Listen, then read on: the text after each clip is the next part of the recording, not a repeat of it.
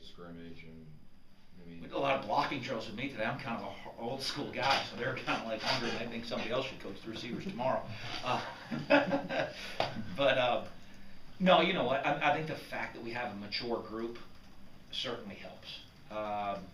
You know, when you have guys that have played a lot of football, the leadership in the room, uh, you know, they run the room themselves, the older guys. So it's you know, with Chris and Arcito and Chad, you have some maturity in that room, and the younger guys are just going to follow the old guys. So the older guys act like, hey, we're going to take care of our business, and the younger guys just follow suit. Well, what the past couple of days been like for you, not having Angelo here? I mean, a guy that you've been around, you felt bring up through the coaching ranks, and now all of a sudden he's not here. Yeah, tough deal. It's always rough duty, you know.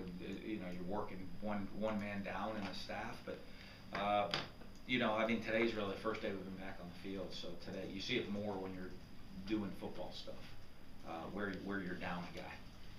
So is the message to like a Les Canning or John Hevesy or Scott Salich that you now have more responsibility, or is it just coach the guys and know you normally would, and I just can't oversee everything like I would? You know what I'm saying? Like I said, we're going to figure out over the next couple of days what the plan will be for all of that. You know, right now, take care of your business. I'll take care of the rest. Okay. That's my responsibility as a head coach. That's in the immediate.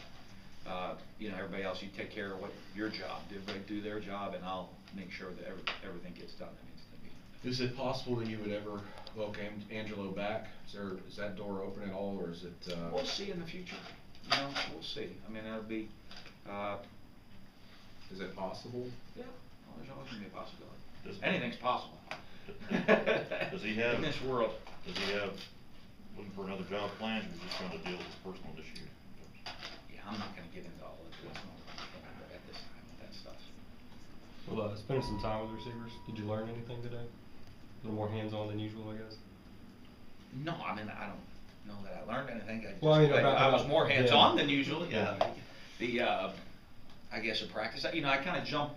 It was different. You know, a lot of times I'm jumping around. I'm spending a couple minutes with this position group or that drill or this drill, and I was kind of with them today during individual stuff and the group periods.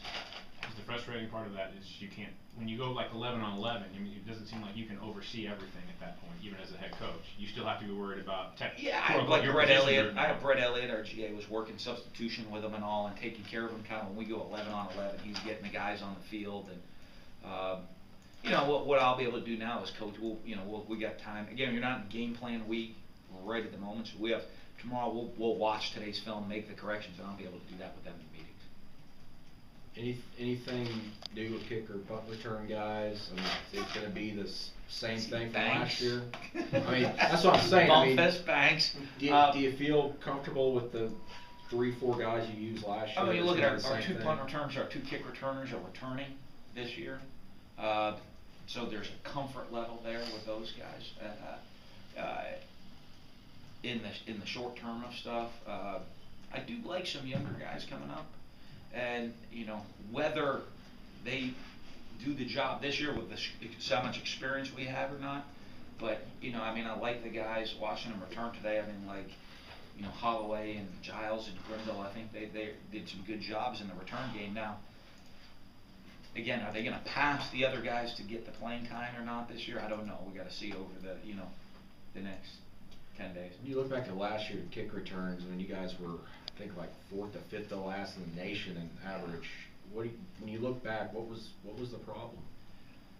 You know, inconsistency. Inconsistency.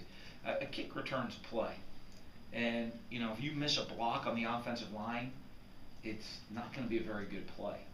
And most of the season, what we got into and the stress on those guys was that, you know, it wasn't, I don't think that we had a group issue, we had an individual issue. And it was a different individual at a lot of different times. And, you know, so what ends up happening, especially when you look statistically, Jamion Lewis catches a ball and runs out of bounds. That's a 0-yard return.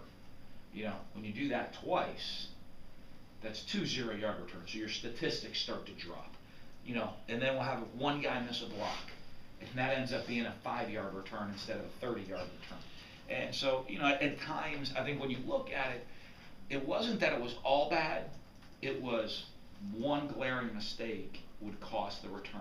Just like, I mean, if you're running inside zone to the right and the right guard falls down, the defensive tackle makes a play for -2.